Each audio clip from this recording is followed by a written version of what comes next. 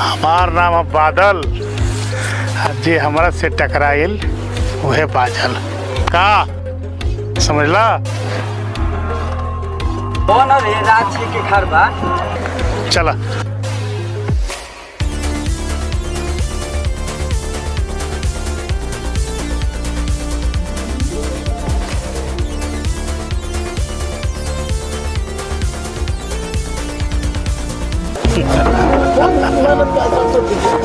अरे छोड़ो, बड़ा मुश्किल से सर लेनी है सर। थोड़ी का हो बदरी?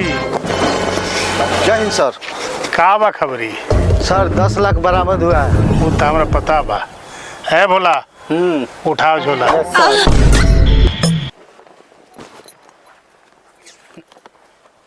का बा?